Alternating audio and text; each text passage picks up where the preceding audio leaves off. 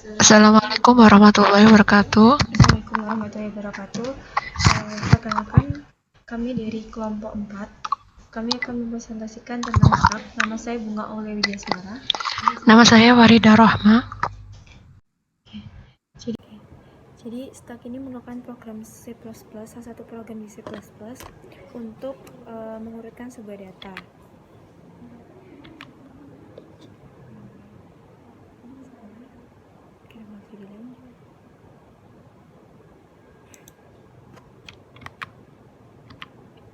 Definisi stack. Stack adalah pengumpulan dalam ilmu komputer, merupakan sebuah koleksi objek yang menggunakan prinsip LIFO, yaitu data yang terakhir kali dimasukkan akan pertama kali keluar dari tumpukan tersebut. Penggunaan stack yaitu untuk history pada web browser, undo log pada text editor, pengelasan struktur bersarang atau nested yang berupa log rekursi, fungsi, dan lain-lain, algoritma backtracking atau artificial intelligence.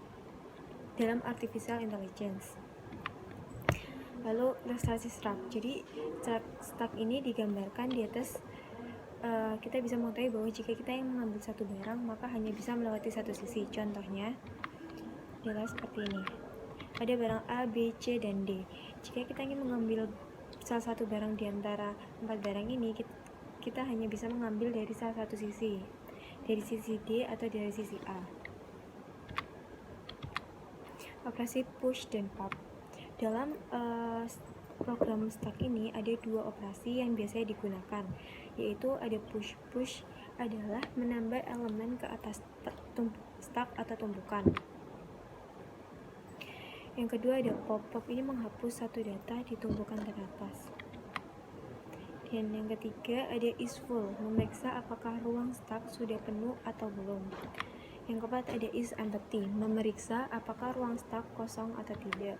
Lalu yang kelima ada pick, melihat atau mengintip data di posisi tertentu. Lalu ada count, yaitu menghitung banyak data pada stack. Ada change, mengubah data di posisi tertentu. Ada display, mencetak semua data pada stack. Dan ada destroy, yang menghapus atau membersihkan semua data pada stack. Nah, dua operasi dasar yang selalu digunakan pada stack itu yaitu adalah push dan pop. Contohnya adalah seperti ini lebih jelasnya. Push adalah menambah elemen ke dalam stack, di mana penambahan dapat dilakukan jika stack itu belum penuh. Contohnya seperti ini. Ketika kita memasukkan barang yang satu, itu akan dimulai dari yang pertama dulu, lalu yang kedua, ketiga, keempat, dan kelima. Stack dikatakan penuh jika posisi atas sudah berada pada N. Jadi rumusnya adalah if S titik atas sama dengan N dan stack penuh. Push XS adalah memasukkan X ke dalam stack S, masukkan barang ke dalam kolom tersebut. Lalu operasi pop. Operasi pop adalah menghapus elemen dari stack, di mana elemen yang dihapus adalah elemen yang terakhir masuk, yang disebut LIFO, last in first out, atau elemen penghapusan, di mana proses penghapusan dapat dilakukan jika stack tidak dalam keadaan kosong. If S atas lebih besar dari 0 dan stack tidak kosong. Baik, sekarang saya akan menjelaskan tentang deklarasi stack.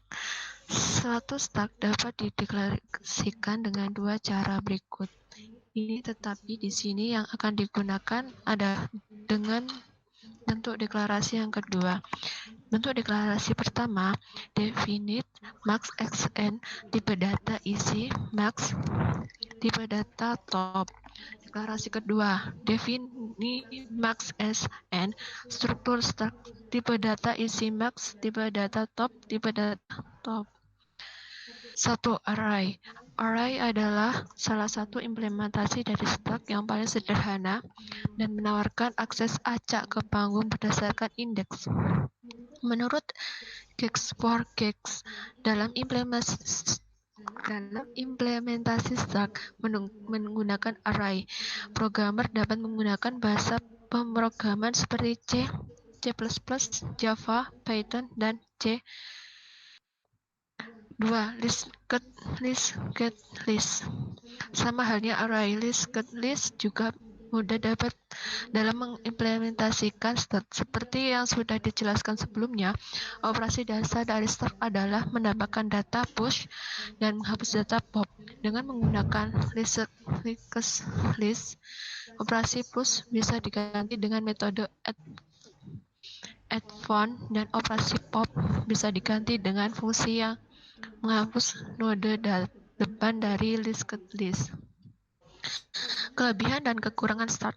Satu kelebihannya, satu membantu mengolah data dengan metode LIFO. Dua, secara otomatis membersihkan objek tidak mudah rusak. Tiga, kurang variabel tidak dapat diubah. 4. Mengontrol memori secara mandiri. 2. Kekurangan. 1. Memori start sangat terbatas. 2. Kemungkinan start akan meluap atau overflow jika terlalu banyak objek. 3. Tidak memungkinkan akses acak karena harus mengeluarkan tumpukan paling atas terlebih dahulu untuk mengakses tumpukan paling bawah.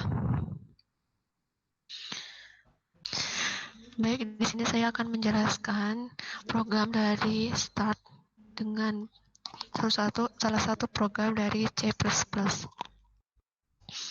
Ini adalah contoh pemrogramannya. Ke-1, if count tumpukan penuh, artinya memasukkan variabel. Jika tumpukan penuh, maka variabel tidak akan bisa dimasukkan lagi. Else, jika tidak, count memasukkan variabel masukkan data. Artinya adalah memasukkan data jika tumpukan belum penuh, maka bisa dimasukin lagi oleh data tersebut. Case 2, count tumpukan kosong. Tumpukan kosong ini artinya adalah jika tumpukan masih ada yang kosong, maka variabel bisa dimasukkan lagi. Data yang akan di-pop. Data yang akan di-pop ini, pop itu kan artinya mengeluarkan data, adalah artinya mengeluarkan data. Jadi data yang akan dikeluarkan. Ini kita coba. Ini ada contohnya, masukkan data pilihan 1, masukkan data 2. Jadi ini push data, pop data, print data. Masukkan pilihan 2. Masuk data yang akan di-pop 2. Artinya data yang akan dikeluarkan 2. Masukkan pilihan 3. Tumpukan kosong. Artinya tidak ada lagi tumpukan di data tersebut. Setelah itu 4. Tidak ada data pilihan. Jadi jumlah datanya hanya 3, 4 ini tidak termasuk. Baik, dari saya cukup sekian dari kami presentasi tentang program C++ Start. Mohon maaf kurang lebihnya. 1, 2, 3. Wassalamualaikum warahmatullahi wabarakatuh.